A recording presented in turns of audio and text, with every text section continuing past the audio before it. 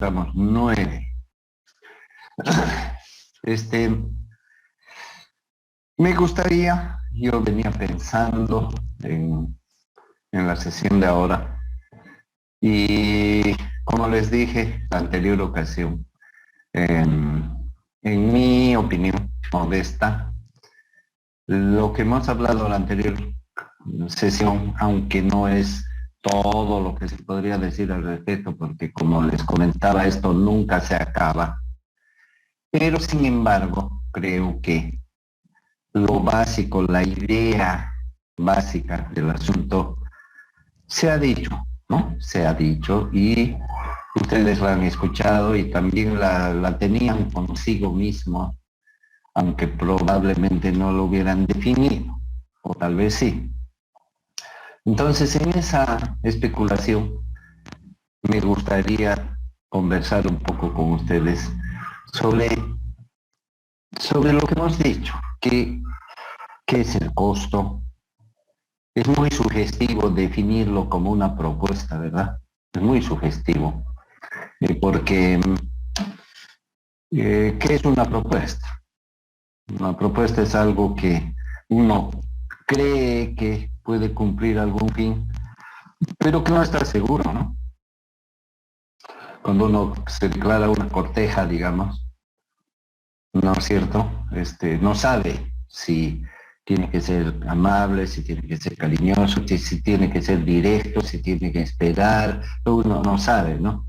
O si le manda primero una flor, o no sé cuál será el estilo de ustedes, ¿no? Pero uno no sabe. Y en primer lugar, uno no sabe cómo encarar la propuesta. Y en segundo lugar, tampoco uno sabe cuál va a ser el resultado. Entonces ese es el carácter que tiene la propuesta. ¿Y a qué nos mueve eso? ¿A qué nos mueve? De manera natural, de manera automática, ¿a qué nos mueve? A que nos esmeremos, ¿verdad? A nuestro entender, obviamente, lo cual introduce los términos de relatividad, de subjetividad, etcétera, a que nos esmeremos en lograr el objetivo de la propuesta. ¿Verdad? Nadie hace una propuesta para perder el tiempo, nadie. Hay mejores cosas que uno puede hacer, ¿no? En ningún sentido, digo. Entonces, fíjense que es un estímulo dinámico, ¿no? Porque es constante y permanentemente uno tiene que mantener ese objetivo de alguna manera hasta lograrlo y probablemente si lo logra, también esta es un incentivo para, ¿verdad?, seguirlo haciendo, para seguir en ese, no perder lo que uno ha conquistado. En el caso del comercio, es para toda la vida, ¿no? Porque quien abre un negocio quiere tener estabilidad, quiere tener proyección, quiere crecer. Los objetivos no son únicos, viene uno detrás de otro y así sucesivamente. Entonces, fíjense que esto es constante, ¿no? Es un aprendizaje constante, es un esmero constante y es una relación constante con todo lo que nos rodea, de manera que podamos percibir cuáles son las cosas favorables, cuáles son las cosas desfavorables, y ir abriendo espacio dentro de eso para tener éxito. Al final de eso se trata, ¿no es cierto? Y nosotros traducimos todo eso que acabo de decir y muchísimo más seguramente en números, ¿no? Porque de eso se trata el presupuesto. Finalmente, la propuesta la traducimos en una cifra que queremos que tenga el impacto respectivo. Ahora, antes de cederles la palabra, porque esa era la idea, algo más, ¿no? En el caso de la ingeniería, por ejemplo, hay dos etapas en esto, ¿no? Dos etapas. La primera es la que hemos dicho de elaborar la propuesta. Pero en el caso de la ingeniería, generalmente no le ponemos el costo a un producto terminado, como probablemente se hace en la industria. En la industria procesan algo, ¿no es cierto? Tienen el resultado, un zapato, y la sumatoria de todas las cosas que ellos consideran, entonces es el costo del zapato, un producto terminado, que ellos lo procesan y lo repiten y lo repiten y lo repiten, entonces probablemente la determinación de ese costo es muy pulcra, ¿no? Muy pulida, muy confiable, digamos, porque manejan todos los parámetros permanentemente, los pueden modificar, mejorar, quitar, etcétera. En el caso de la ingeniería civil, por ejemplo, generalmente hacemos propuestas para algo que no existe. Por ejemplo, un edificio, una casa, un puente. No existe todavía, por eso hacemos un pre, fíjese, pre antes de, y supuesto, una suposición previa. Esa es una primera etapa donde estamos apostando a algo que no existe, un proyecto, lo mismo, ¿no? Obviamente que no siempre es así, pero la mayoría de las veces generalmente de eso se trata y por eso a la propuesta de un costo le llamamos presupuesto. Tiene otros sinónimos también, pero bueno, quedémonos ahí. Esa es la primera batalla, digamos. Pero la segunda, quizás la más difícil, es hacer que la realidad, ¿verdad?, sea como lo hemos propuesto en el presupuesto. Porque ¿qué pasa si la realidad es distinta? Aunque hayamos tenido el éxito de la aceptación del cliente, aunque lo hayamos tenido, ¿no? Insisto, ¿qué pasa si el resultado es diferente del presupuesto? Cosa que además es común. ¿Qué pasa si es más? Va a haber un saldo negativo, ¿no? ¿Qué pasa si es menos? Va a haber un saldo positivo. Y ese saldo negativo o saldo positivo va a generar a su vez otras iniciativas nuestras para las siguientes ocasiones. O sea, fíjense, es el aprendizaje, ¿no? Entonces, bueno, con todas esas especulaciones, digamos, y muchas más que se pueden hacer en esto, sobre algo intangible, ¿no? No sé si tuvieran ustedes comentarios interesantes que pudiéramos compartir.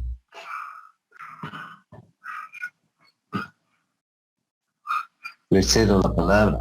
Pónganse en la situación de que el día de mañana o esta tarde viene un familiar de ustedes y les dice, por favor, hácenme un presupuesto, que quiero ampliar mi garaje. Y a ver, ¿qué pasa ahí, no?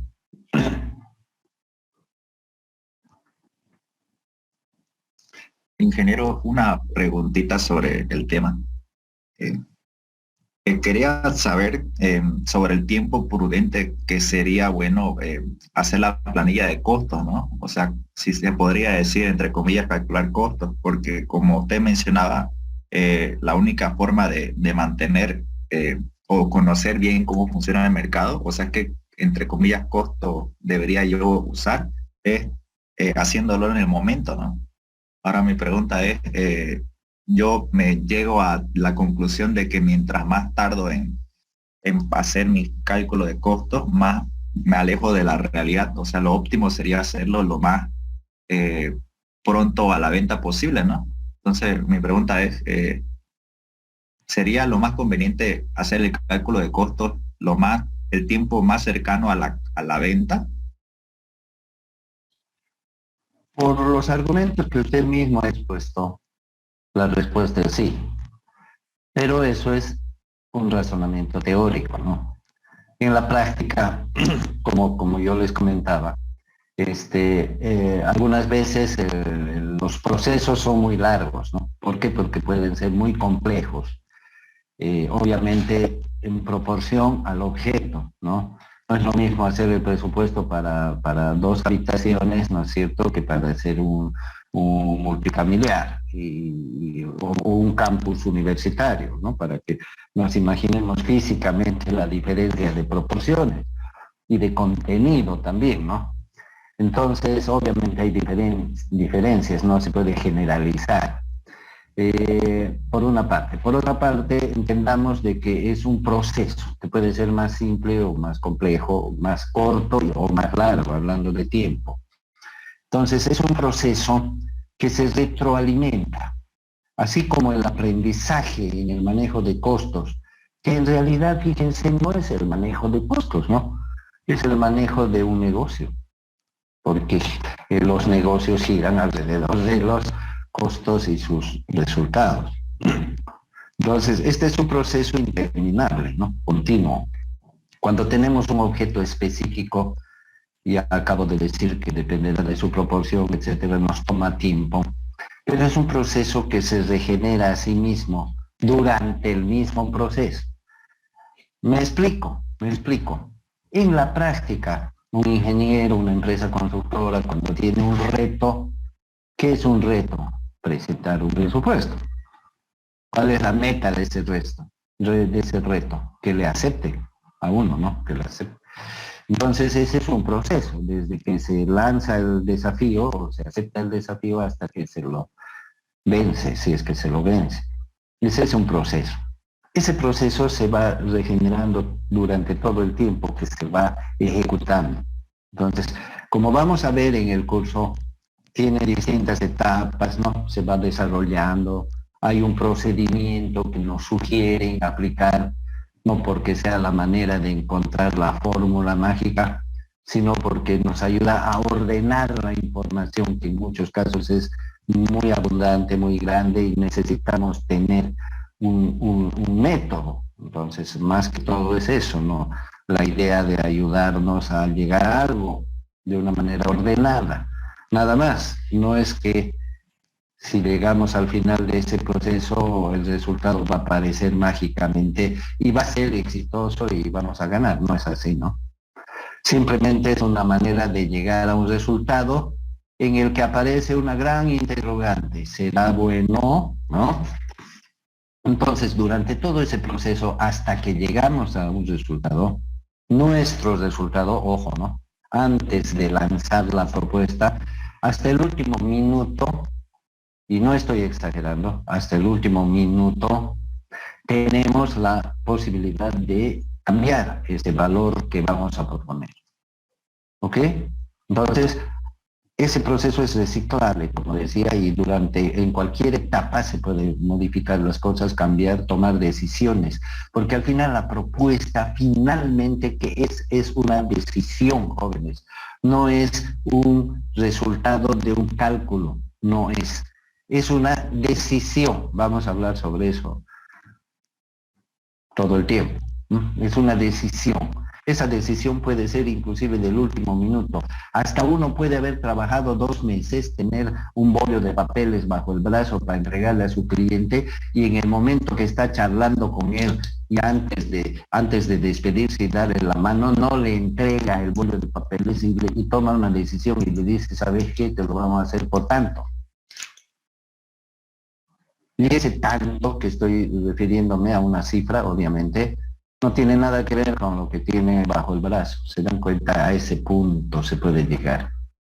El caso de las ventas, es así, ¿no? Las ventas, el ejemplo del tomate, en ninguna parte estaba escrito el valor del tomate. Eran decisiones que tomaba la ventera. Entonces no hay un tiempo límite. Obviamente en las licitaciones oficiales nos ponen un plazo, ¿no? Las propuestas deberán presentarse hasta tal día, a tal hora. Entonces, ingeniería civil muchas veces tenemos que acomodarnos a esas condiciones. Pero dentro de ese plazo, que puede ser una semana, 15 días, 2 meses, un año, no importa, siempre habrá un primer día y un último día, ¿no? Entonces, esa decisión se puede tomar hasta el último día, hasta el último minuto. No sé si eso responde a la pregunta. ¿Sí? Sí, ingeniero. Sí, responde a mi pregunta. Es que comentarle que cuando, bueno, yo llevaba la materia de ingeniería legal, estábamos en los temas de las licitaciones públicas, ¿no? Y el ingeniero Solís nos comentaba que había una época de la devaluación de la moneda en la que los precios variaban cada día o inclusive cada hora. Y era yo le preguntaba que cómo le hacían para colocar los precios referenciales en las licitaciones, si es que el precio variaba cada día y los procesos eran de un mes, 2 meses, 3 meses, y él me explicaba que si bien no podrían saber cuándo iba a ser el precio de tal fecha a la hora de firmar el contrato, ellos usaban como unas fórmulas probabilísticas, ¿no? Para poder, entre comillas, predecir cuánto iba a ser el costo de ese día. Así que yo creo que se cumple no lo que mencionamos ahora en clase, de que el costo es el que nosotros tenemos en ese mismo momento en el que hacemos la transacción con la persona a la que se la vendemos, ¿no? Mire, es bien relativo el asunto, ¿no? Porque cuando uno presenta una propuesta, independientemente de lo que esté pasando afuera, siempre hay un cierto riesgo, ¿no? Siempre. Hemos hablado en la anterior sesión un poco de eso, de que el costo está compuesto por dos partes en general, ¿no? Por lo que uno sabe y por lo que uno no sabe.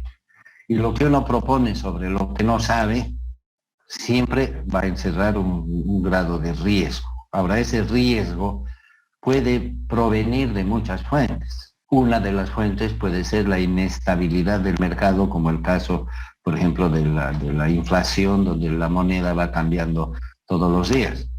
En esos casos, obviamente, las propuestas, cualquiera que sea de cualquier origen para un trabajo determinado, un objeto determinado, contienen un alto grado del ingrediente de que no se sabe, porque cada uno lo interpreta a su manera, le coloca una cifra determinada y cada uno en ese su proceder está corriendo un riesgo determinado, que lo está asumiendo, porque lo está proponiendo y está diciendo yo lo hago así, me aceptan, no me aceptan, y si se le aceptan, está obligado a cumplirlo.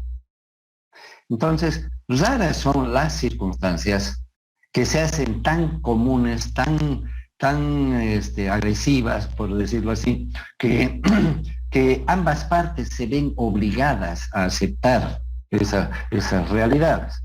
Porque generalmente el chivo expiatorio es el proponente. Si el proponente le peló en algo y subió, digamos, el costo del combustible en el transcurso de su trabajo, es su problema. Es más, en los contratos dice, ¿no?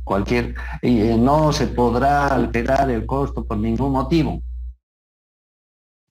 En casos extremos como terremotos, guerras y no sé qué catástrofes, se podrá suspender el contrato en el cual se tendrá que hacer una liquidación, etcétera, ¿no? Ahí están las letras, qué sé yo.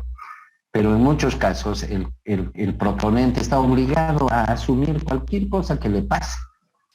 Por ejemplo, en este país hay una estabilidad grande en cuanto a los bloqueos, el transporte y ese tipo de cosas. ¿Cómo lo interpretamos en un presupuesto? ¿Cómo lo asumimos? Hay diferentes formas, ¿no? Como por ejemplo, decir no va a pasar nada, yo le pongo 0. Como decir, acá es grave y le pongo 50%. Pero al mismo tiempo eso es un riesgo para que le acepten o no le acepten, ¿no? Así como uno no quiere correr riesgos por si acaso hubiera bloqueos, pero está corriendo riesgo para que no le acepten la propuesta porque hay otras personas que son más audaces y se están arriesgando más que él y eso se refleja probablemente en las propuestas. Entonces eso de aplicar fórmulas o aplicar porcentajes, etcétera, es relativo a la situación que ocurre, ¿no? Por ejemplo, una de las medidas clásicas en este tipo de situaciones donde la moneda cambia todos los días es que todo el mundo adopta la decisión de hacer su propuesta en dólares, por ejemplo. En esos tiempos de devaluaciones y todo el mundo hacía su propuesta en dólares, porque las propuestas en bolivianos no aguantaban ni un día. Esa es una manera de hacer, correcto, pero el que acepta la propuesta en dólares también está corriendo un riesgo, comprenden, ¿no? Y algunas veces cuando ya la situación es insostenible y evidente, como la pandemia, por ejemplo, nadie ya puede negar que había, no había, etcétera. Entonces, cuando ya la cosa es común, algunas veces salen reglamentaciones Que yo sepa, por ejemplo, en la época de las devaluaciones en este país, en el caso de las construcciones, se estableció una forma de actualización de precios. Entonces, cada mes, las empresas constructoras, por ejemplo, que trabajaban para el Estado, cada mes, para presentar sus planillas, para que les paguen lo que habían hecho en ese mes, tenían un procedimiento para actualizar sus costos en función del cambio de valor de la moneda.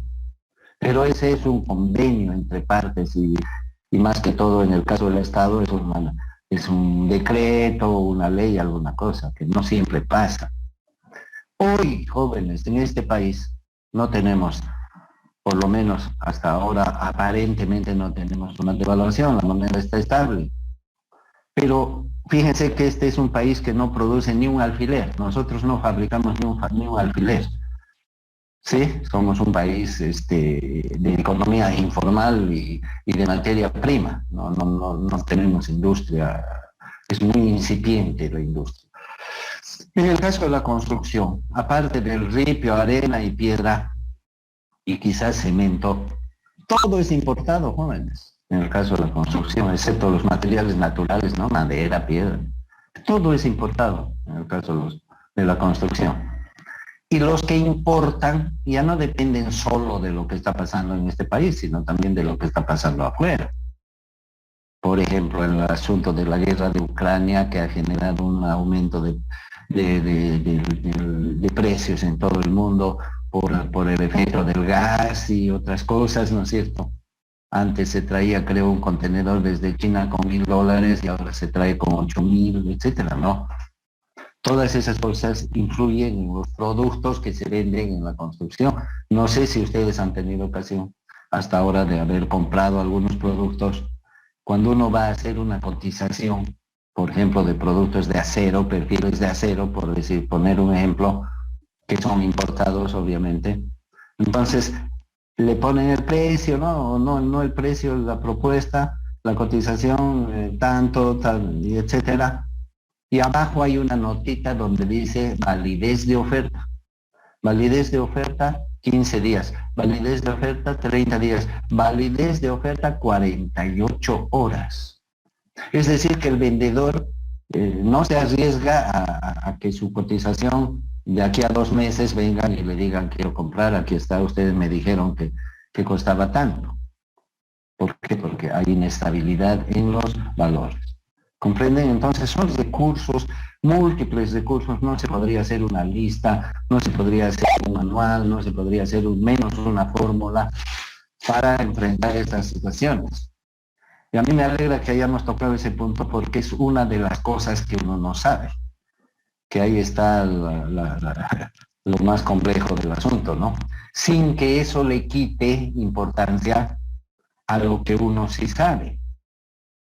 Porque en nuestro caso, para las obras de construcción y proyectos, se supone que la parte que sí se sabe, se supone que nosotros, los que estamos en este curso, sí sabemos, se supone.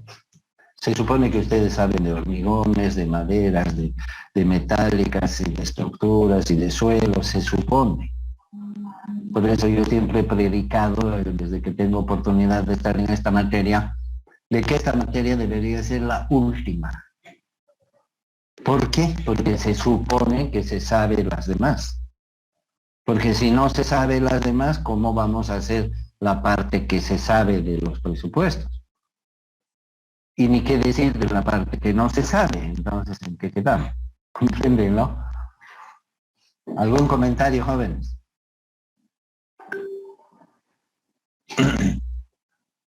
Bueno.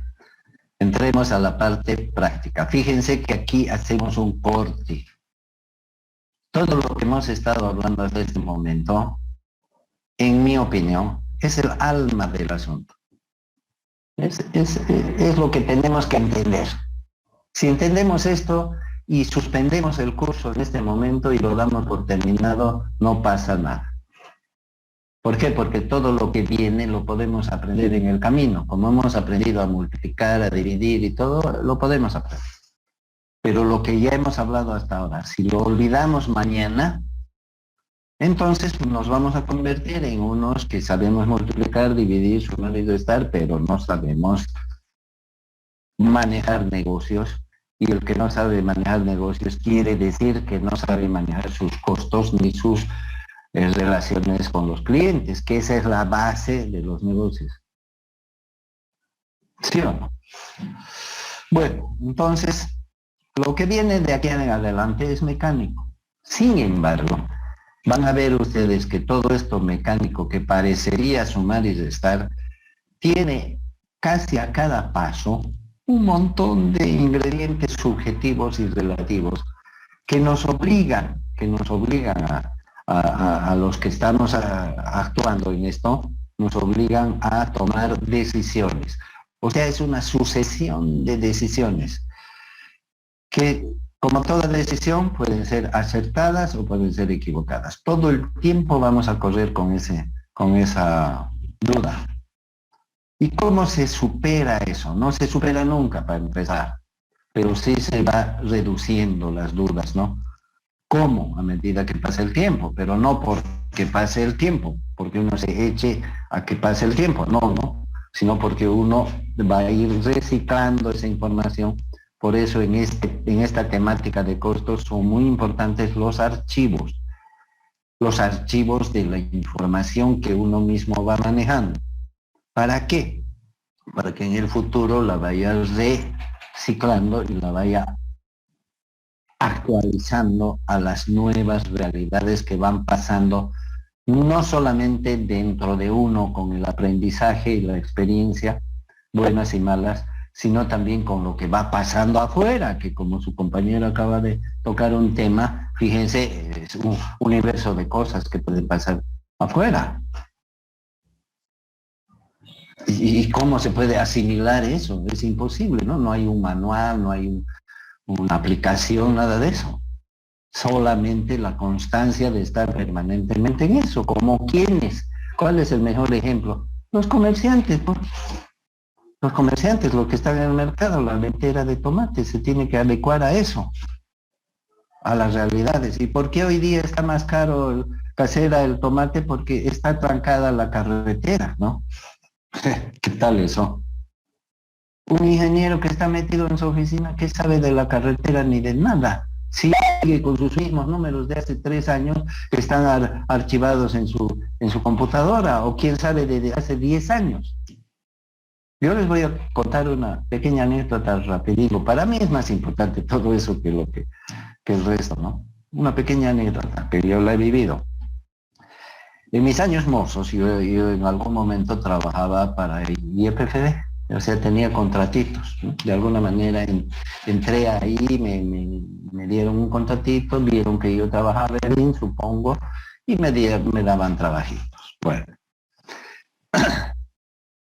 cerca del lugar donde eran las oficinas de IEPFD, que en ese momento yo trabajaba, porque tenía oficinas por todo lado, cerca del lugar donde yo trabajaba, o no, para los que yo trabajaba, porque los trabajos eran en cualquier parte, pero había una parada de camiones, de esos que conocemos hoy día también, el ripio, arena, piedra, qué sé yo.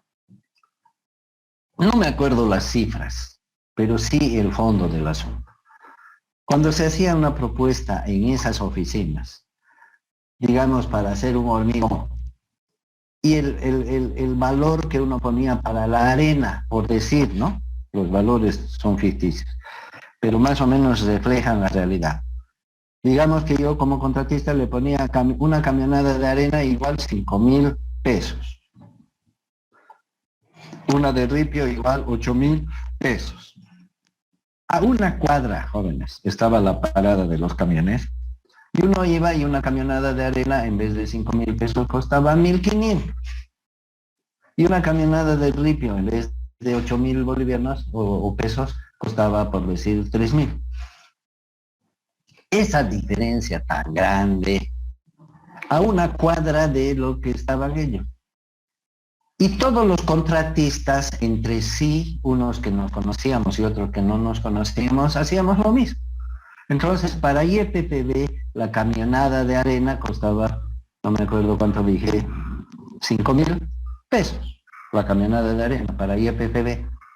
Y todos los ingenieros, entre comillas, y arquitectos, qué sé yo, que habían en YPFB manejaban eso, y los gerentes y todo el mundo, y YPFB pagaba 5.000 bolivianos por caminada de arena, y a una cuadra de YPFB la caminada de arena valía 1.500. ¿Qué tal esa desconexión? ¿Por qué? Porque estos señores, burócratas, políticos, posiblemente que trabajaban en una empresa del Estado y les importaba un comino todo porque no es su plata. Nunca se molestaban en ir una cuadra a preguntar cuánto realmente cuesta una caminada de arena. Y una vez yo le dije a una persona, porque íbamos ahí a esperar que nos paguen, teníamos que rogar que nos paguen. Y algunas veces teníamos que hacer regalitos para que nos puedan pagar. Y nos juntábamos ahí los contratistas esperando que nos paguen, o sea que nos empezamos a conocer, buen día, ¿a usted le deben? Sí, a yo también, ¿qué tal? Mucho gusto, ¿no? Nos empezamos a conocer. Y yo le pregunté alguna vez a alguno, ¿y por qué será que aquí los precios son tan altos, ¿no? Precios, ¿no? Porque eran aceptados por él. Y él me dijo, me dio una respuesta que yo no me imaginaba. Lo que pasa es que aquí, como tardan 6 meses en pagar, ¿no? Tenemos que cobrar caro, pues me dijo. Esa fue la respuesta que aparentemente justificaba que en la esquina cueste 3 veces menos. Pero dense cuenta cuál es la relación, ¿no es cierto?, entre la realidad y la mecánica, ¿no? Y ese es el riesgo de los ingenieros. Yo los veo a los ingenieros como un riesgo para el dinero, sobre todo del Estado, ¿no? A esa clase de ingenieros. Porque es la plata de todos, ¿no? Y así hay muchísimas cosas que se pueden comentar y que yo les puedo contar también en determinadas ocasiones que uno sin querer ve y vive, ¿no? Bueno, entrando en materia. Una manera de organizar todo este chiverío, organizar, es separar, ¿no?, en 2 partes los costos, costo A y costo B. Pero no le vamos a llamar A y B, le vamos a llamar CD, D de dado, costo directo, y CI, costo indirecto. Entonces, el costo total de hoy en adelante para nosotros siempre va a ser CT igual costo total, igual a CD, costo directo, más CI, costo indirecto. Y vamos a definir el CD más o menos como lo que ya dijimos antes, que es lo que sabemos. En mi opinión, para la ingeniería, el CD es lo que saben hacer los ingenieros. Porque el costo directo para una obra de construcción son los cimientos, las excavaciones, el hormigón armado, eso es. ¿Quién sabe hacer eso supuestamente? El ingeniero civil. Así como para una instalación eléctrica, el CD son los cables, los enchufes, el electricista, etc. ¿Quién sabe hacer eso? El electricista o el ingeniero eléctrico. Entonces el CD es lo que sabemos hacer técnicamente en nuestro caso. Eso es el CD. Entonces ahí tiene que estar el cemento, los clavos, la mano de obra, los equipos, las volquetas, todo lo que nosotros estudiamos, eso es CD. El costo directo de una obra o de un proyecto es eso, CD. Para una camisa, para hallar el costo de una camisa, ¿qué es CD? Es la tela, los botones, el hilo, el sastre, el ayudante del sastre, eso es CD. Todo, la máquina de coser, ¿no? Todo lo que se necesita para hacer la camisa. ¿Y quién sabe lo que se necesita? El sastre, la costurera, ellos saben, el carnicero no sabe lo que se necesita para hacer una camisa. Se imagina, pero no sabe.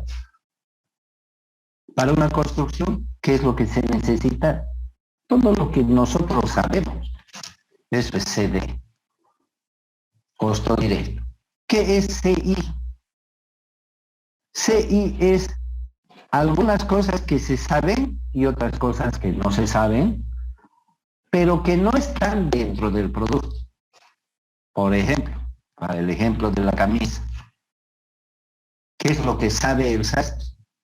¿Cómo un sastre puede hacer una camisa? Yo le llamo a mi vecino, le digo, sé que usted sabe costurar, quiero que me haga una camisa. ¿Qué necesita?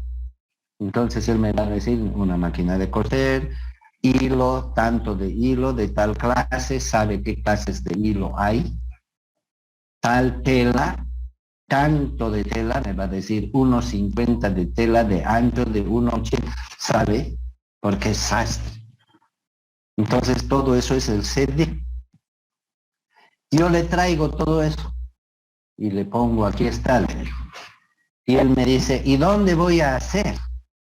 Ah, ¿qué necesita para hacer? Bueno, no voy a hacer aquí que está lloviendo. Entonces, pase por acá, le doy una oficina o le doy un ambiente. Pero está oscuro, me dice. Bueno, enciendo la luz.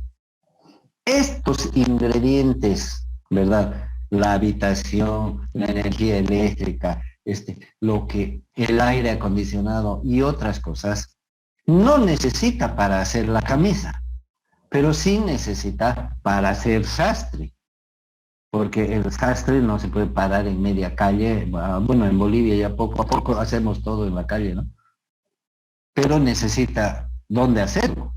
Entonces, su oficina, su taller, su alquiler, su energía eléctrica, el agua, el baño que ocupa, esas cosas que no entran en la camisa, pero que las necesita para ejercer su trabajo y su oficio, forman el costo indirecto. Más que, más lo que no sabe, más lo que no sabe.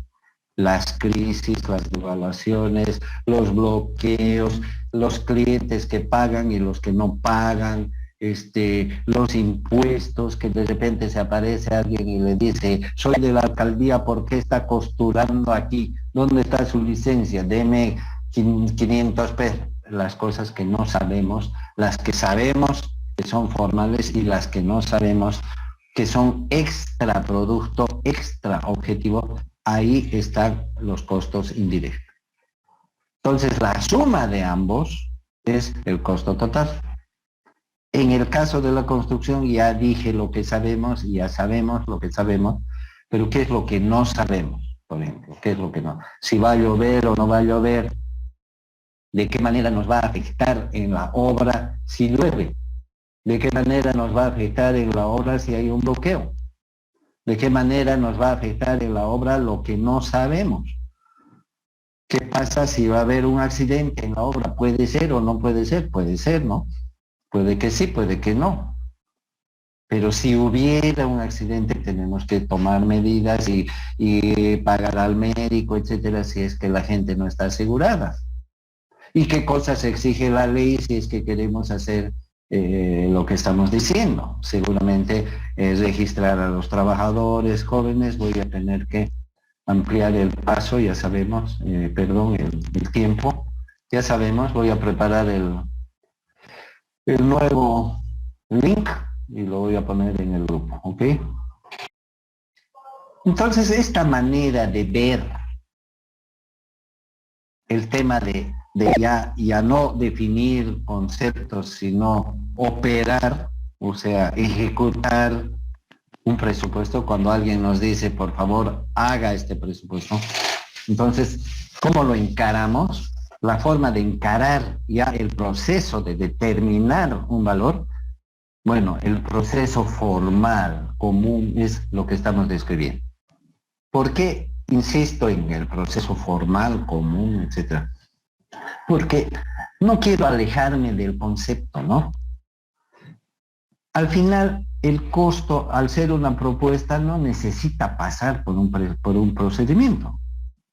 ¿Por qué nosotros, los ingenieros civiles, estamos aprendiendo esto? ¿Por qué si en la anterior sesión hemos dicho que es una propuesta y yo puedo proponer lo que a mí se me dé la gana, como hizo la tomatera? Entonces, ¿por qué la tomatera no necesita ningún procedimiento, ni papel, ni lápiz, ni máquina de calcular?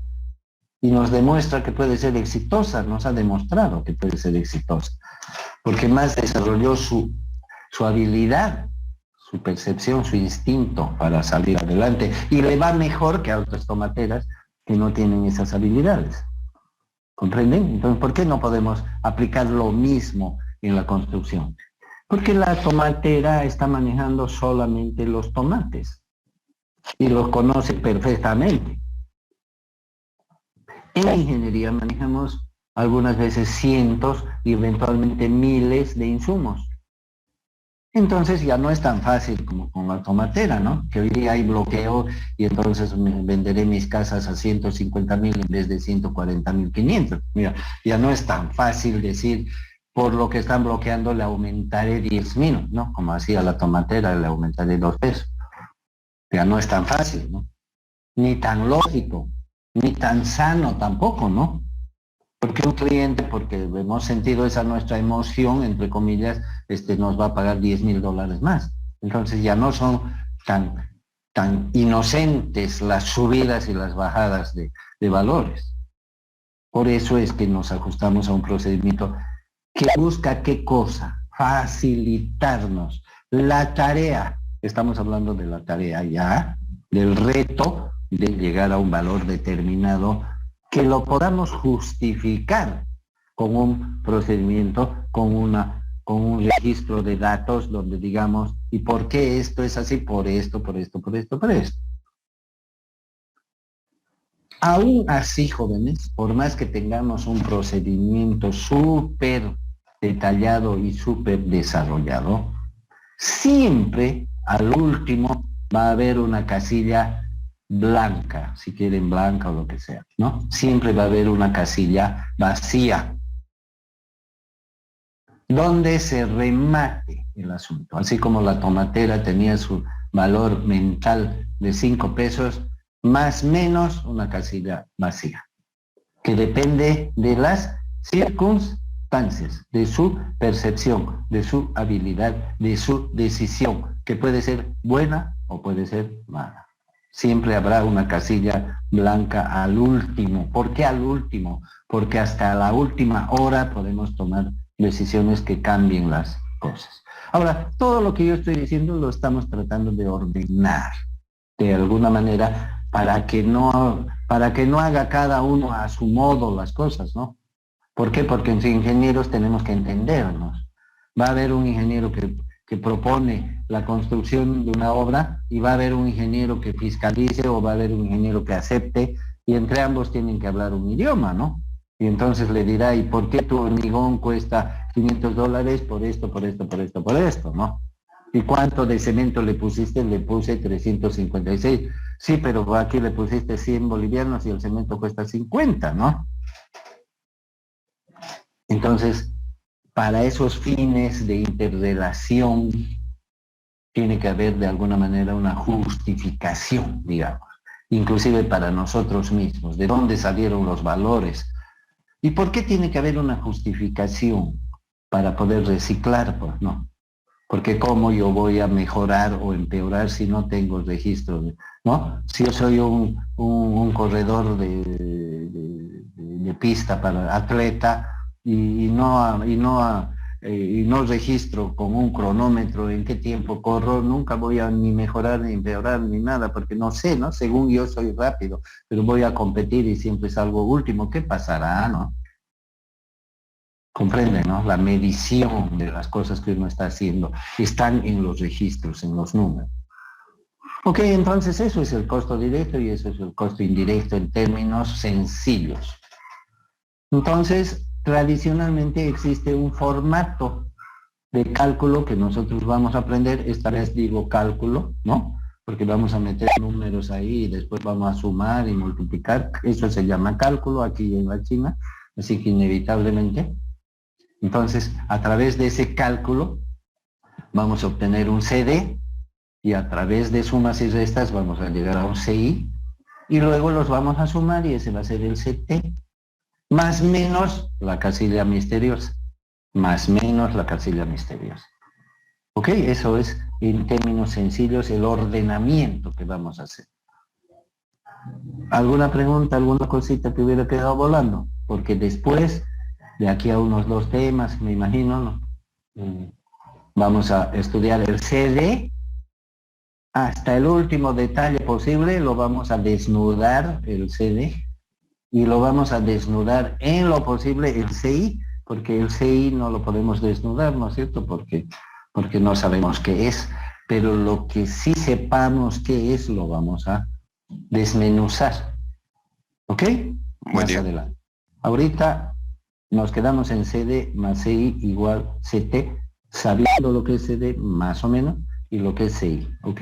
¿Algún comentario? Esa casilla en blanco que dice he visto que varios ingenieros lo que hacen es asumir un porcentaje, ¿no?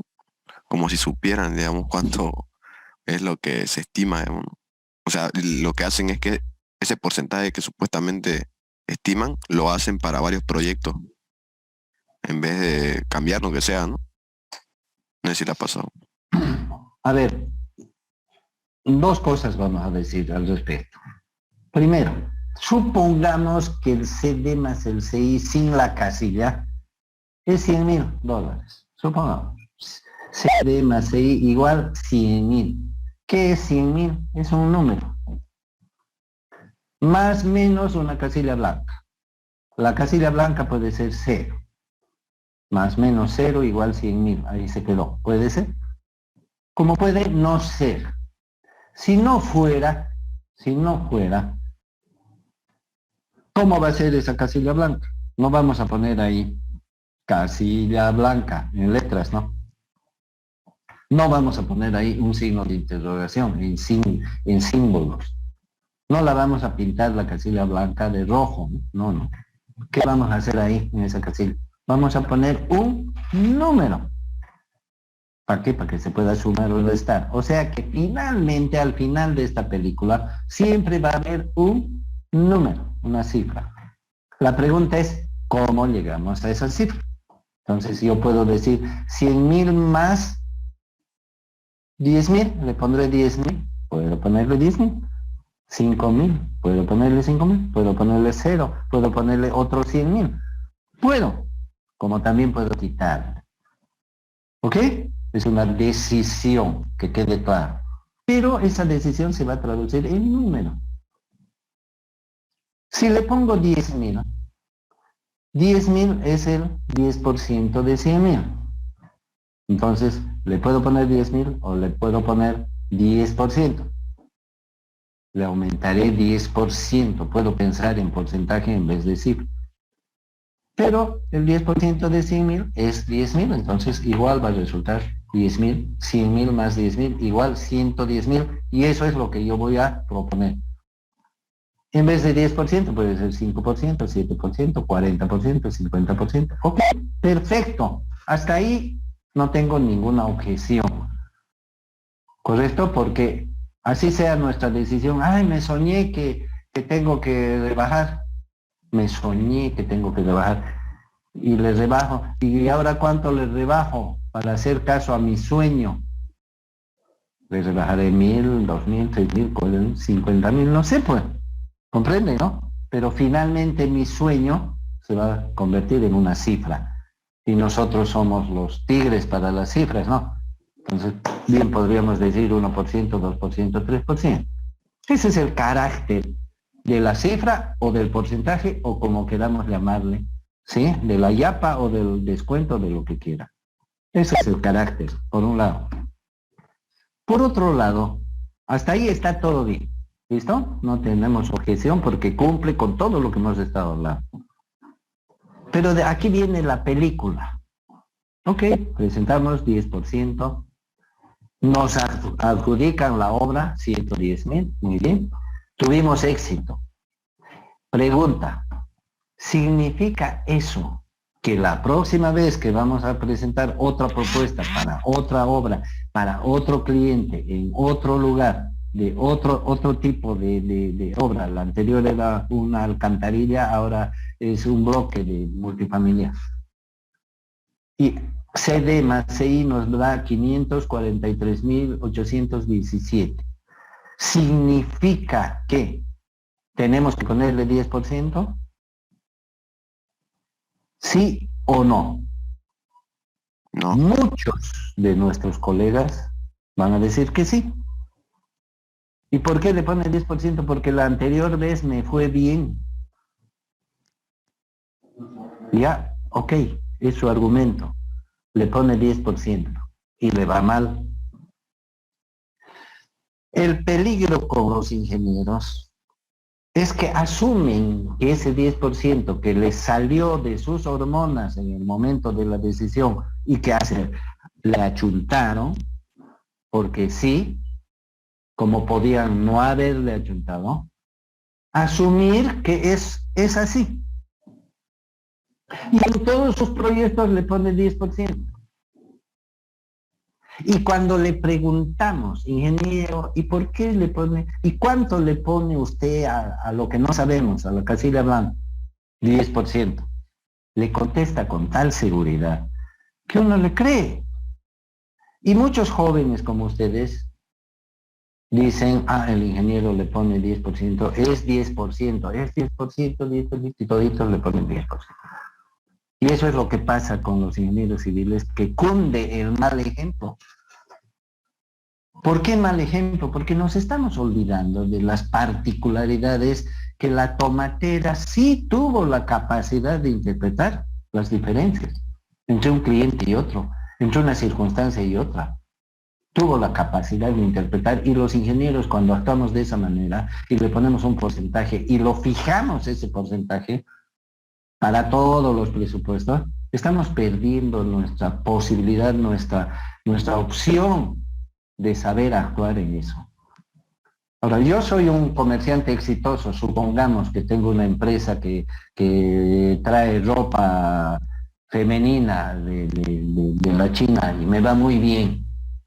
Voy a contratar un ingeniero capísimo para costos que hace todas las licitaciones de la Gabriel. Voy a contratar para mi empresa, ni loco, ¿no?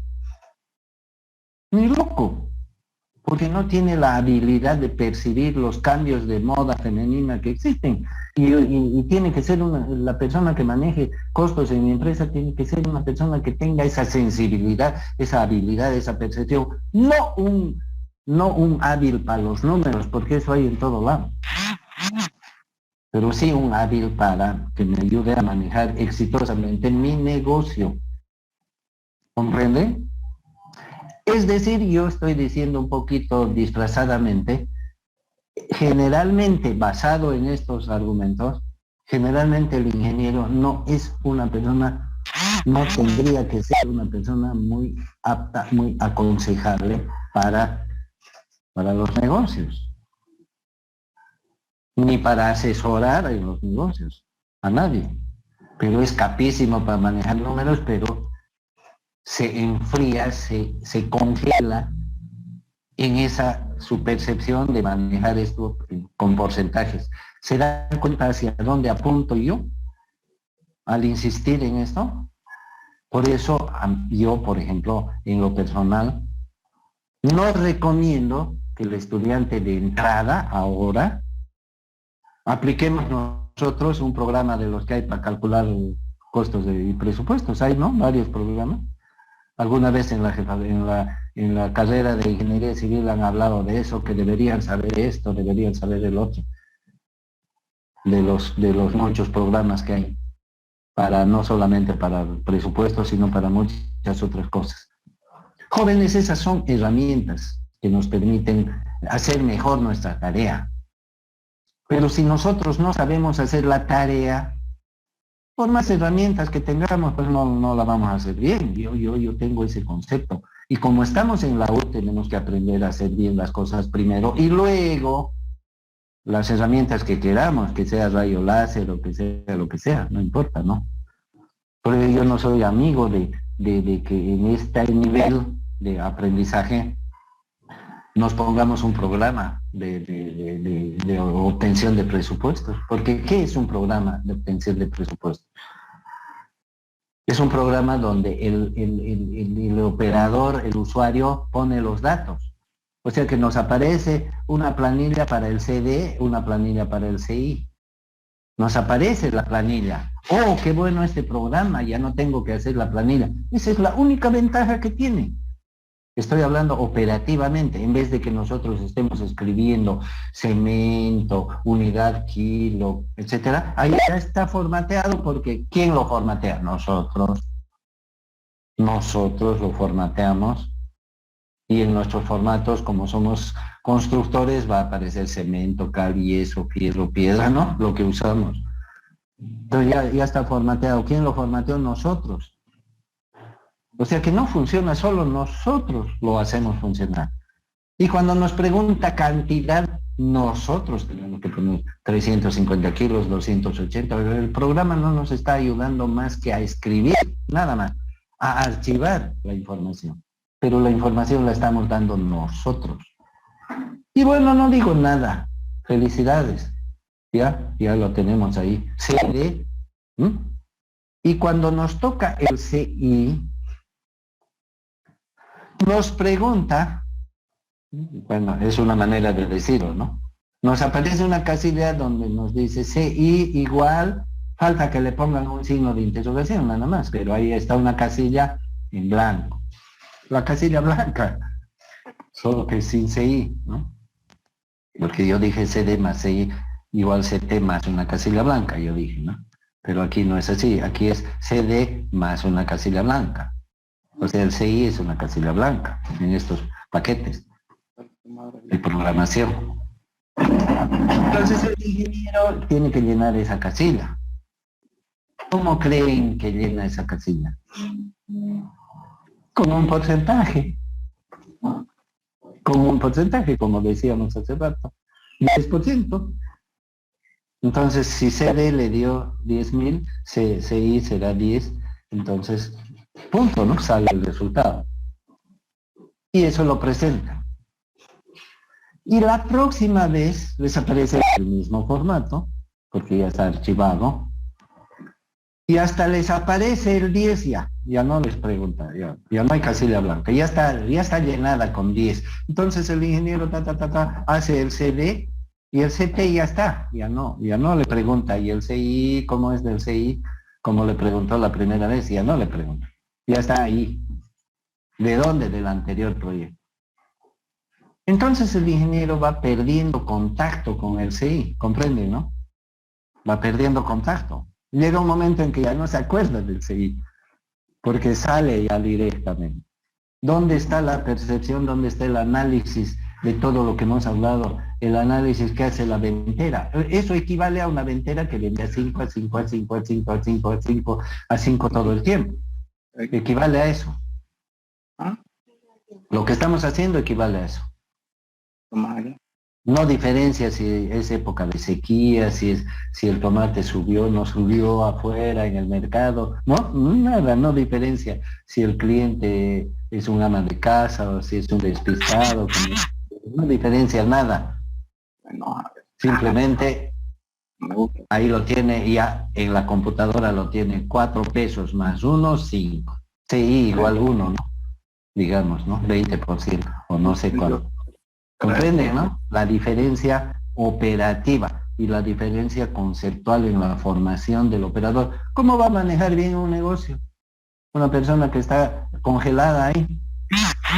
Solamente es un operador que mete los datos y sale. La secretaria podría hacer eso también. ¿Sí o no? Ese es el razonamiento que yo trato de difundir en esta materia. El resto es operativo. Bueno, ya tenemos el CDS, el CI, léanlo en el texto y además lo vamos a ver todo el semestre. ¿Qué faltaría para completar nuestra temática? Las herramientas que nos da el propio método. ¿Qué tal si nos dicen, hallar por favor el costo de ya saben qué es el CD, qué es el CI, etc. Hallar el costo del campus universitario. ¿Qué es el campus universitario? Tiene calles pavimentadas, aceras, jardines, edificios, instalaciones eléctricas, baños, coliseo, barda, esas cosas. Esas cosas las manejan ¿quiénes? Los ingenieros civiles, los arquitectos, los constructores. Así que ¿dónde está el misterio? ¿Estamos capacitados para hacer eso? Sí, estamos capacitados. Entonces yo les doy de tarea hallar el costo, por favor, con todos los conceptos que hemos dicho, hallar el CD y el CI, y por consiguiente el CT del campus universitario. ¿Para cuándo? Me pregunto. Para la próxima semana. ¿Qué sienten ustedes? Que es mucho, ¿no?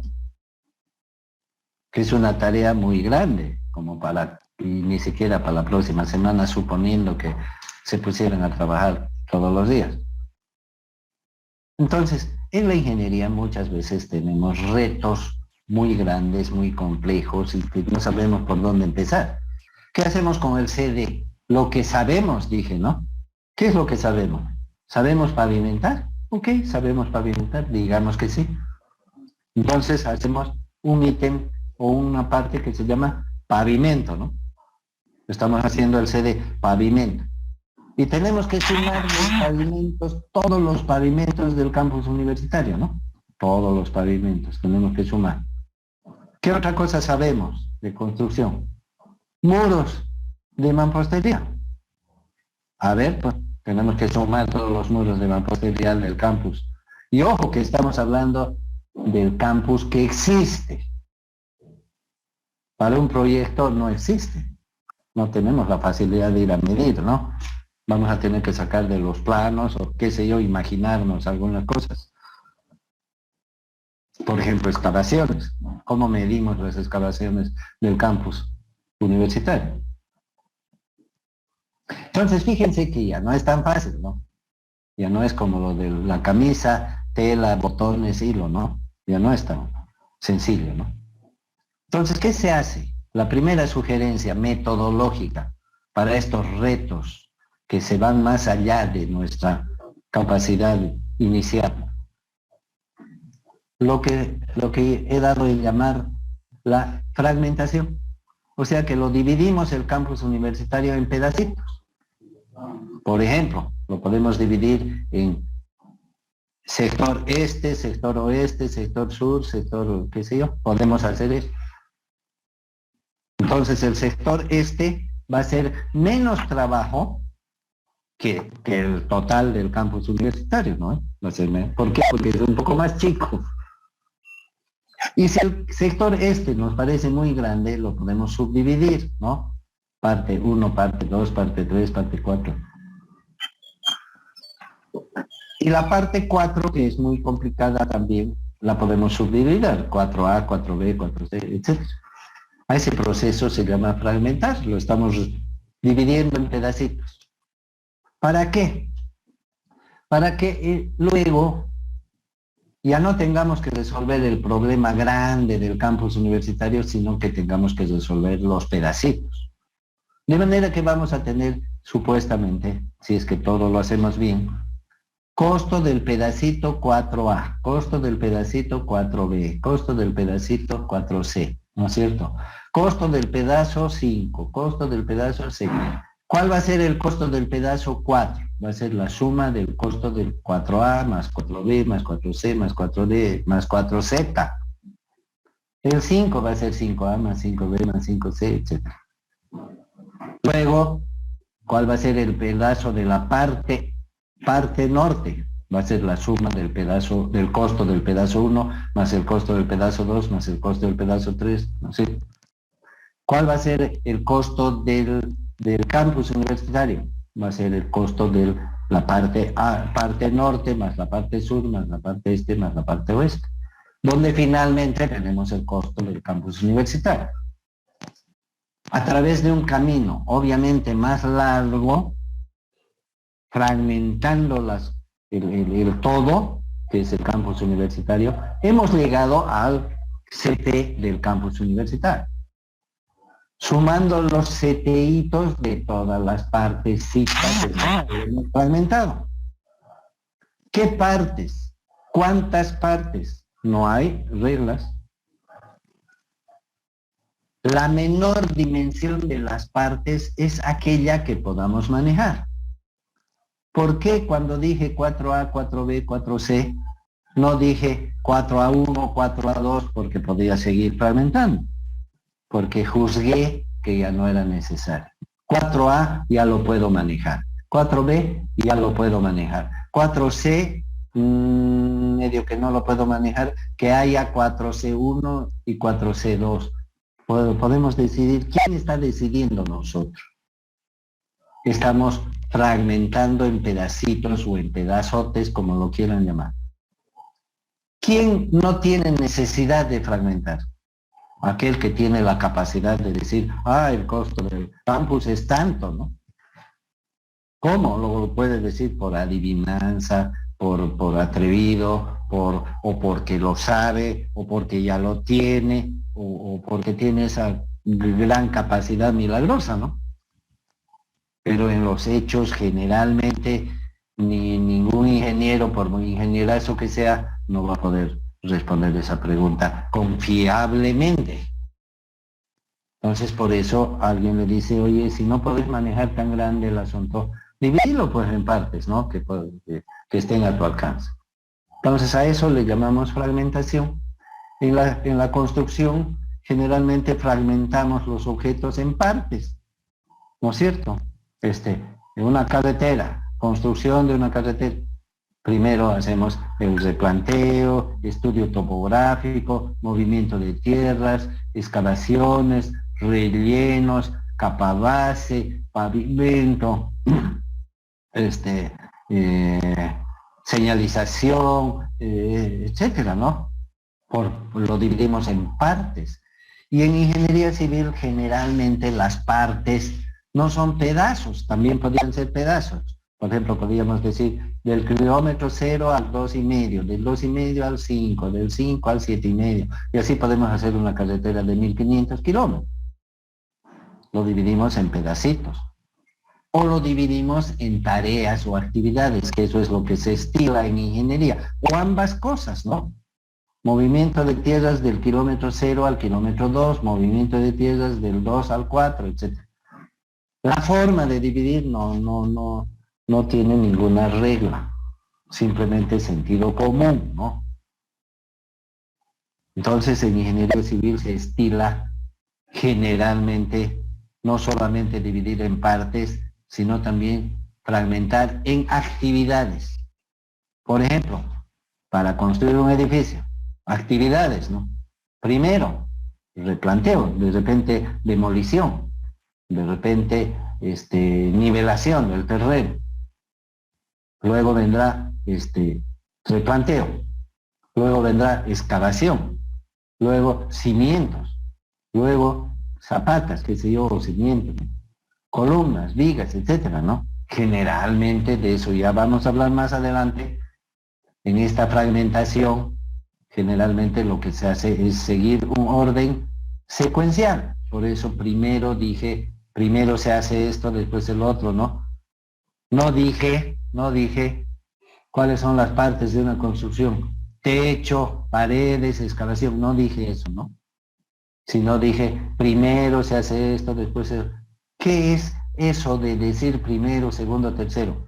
Ordenamiento, ¿no? En vez de decir desordenadamente techo, movimiento de tierras, columnas, instalación eléctrica, desordenadamente, lo hice ordenadamente, lo cual también tiene sentido y también lo vamos a hablar cuando llegue la ocasión, porque vamos a detallar absolutamente todo, lo más que podamos, para que no queden dudas, ¿no?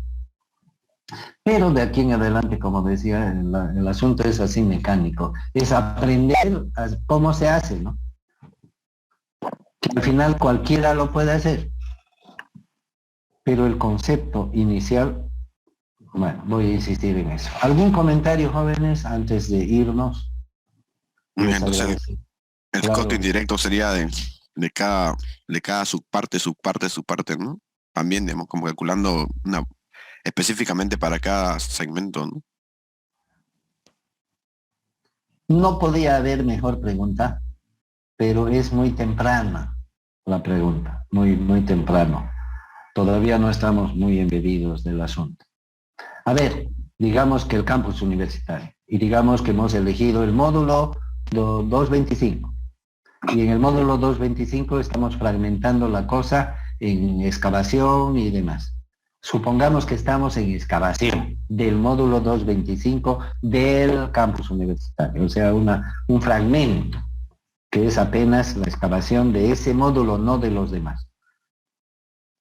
El costo indirecto es la sumatoria de todos los costos indirectos, como su nombre lo indica.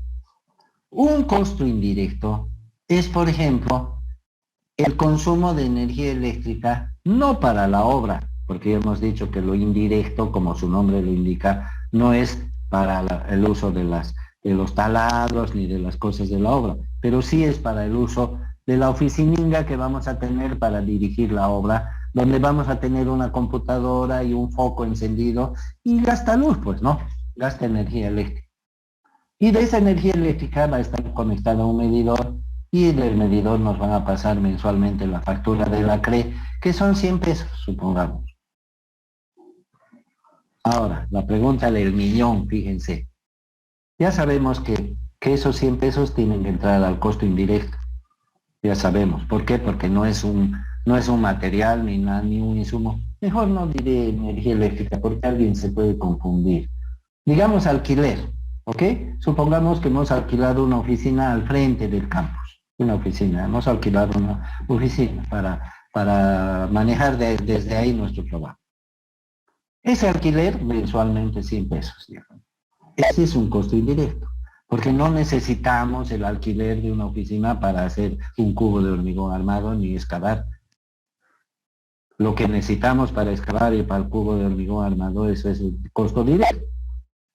Pero el alquiler de la oficina, ¿qué tiene que ver con la excavación? No tiene nada que ver, pero sí lo necesitamos, porque no vamos a estar parados en el sol ahí con nuestra computadora, ¿no? ¿Verdad? Ahora, la pregunta del millón, jóvenes. Tarea para la próxima sesión, a ver si alguien puede responder. ¿Cuánto de ese alquiler de $100, digamos, le ponemos al metro cúbico de excavación del módulo 225 del proyecto de construcción del campus universitario?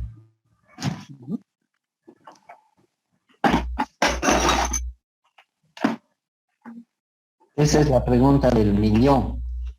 Obviamente que esa pregunta no es la única, hay más varias, ¿no? Por ejemplo, también puedo decir, ¿cuánto de la factura de agua le ponemos al metro cúbico de la excavación, que es un componente del paquete más grande, que es el módulo 225, que a su vez es una parte del componente más grande, que es el campus universitario? ¿Cuánto le pongo al metro cúbico? Porque su compañero preguntó y dijo específicamente, cuando veamos el costo directo de una parte, cualquiera que sea, por ejemplo, excavación, ahí también le tenemos que poner el costo indirecto. No, dijo. La respuesta es sí, pero una respuesta más completa a mi estilo sería lamentablemente sí, ¿no? ¿Por qué lamentablemente? Porque ahí está, pues, se la lancé la pregunta. ¿Cómo determinamos con toda la magia matemática que los ingenieros tenemos? A ver, ingeniero, ¿cómo determina cuánto le toca del alquiler de $100? Porque tenemos que ponerle a cada parte, ¿no?, de las que estamos fraccionando, le tenemos que poner su costo indirecto. ¿Para qué? Para poder sumarlo con el directo y sacar el CT. ¿Y por qué queremos ese CT1? Porque ese CT1 se va a sumar al CT2, CT3, CT514 para hallar el CT total. Entonces le corresponde una parte de esos $100 de alquiler a un metro cúbico de los 517.14 que tiene el módulo 225, le toca una fracción de esos $100.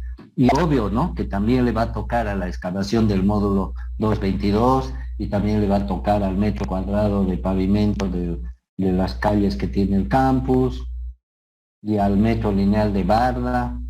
¿Cómo distribuimos esos $100 de alquiler?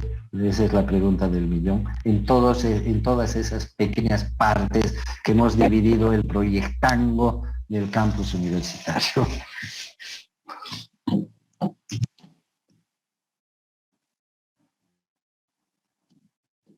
queda flotando, ¿verdad? Porque no tiene lógica, ¿no es cierto? Por eso digo, lamentablemente sí. Pero nuestros colegas y todo no hacen esta misma reflexión, creo, ¿no? No puedo asegurarlo. Porque si la hicieran, algo se hubiera hecho al respecto, ¿no? No, señor, que sigue así y seguimos enseñando así. Cuando eso pregunta, pues no tiene respuesta. Pero si algún colega me estuviera escuchando ahorita, nomás me calla. Facilito, me calla. ¿Cómo me calla? Poniéndole pues un porcentaje. Si esa es la solución del ingeniero genio, un porcentaje, pues ponerle un porcentaje, ¿y cuánto le pongo? Pregunta el ingeniero joven, ¿no? Al ingeniero sabido. ¿Cuánto le pongo, ingeniero? Ponele un porcentaje, ¿cuánto le pongo? Ponele pues un 0,5%, ¿no? 0,5%. Me gustaría que sumemos 0,5% del costo directo de 1 metro cúbico de la excavación del módulo 225, que son 517.14 metros cúbicos, a los metros cúbicos de excavación del otro módulo y del otro módulo y del otro y del otro y del otro, y a ver cuánto da. Nada raro que nos den $1,617 para pagar los 100 que deberíamos. Para que vean ustedes qué alegres son los porcentajes, que no tienen fundamento. ¿Y por qué 0,5, ingeniero?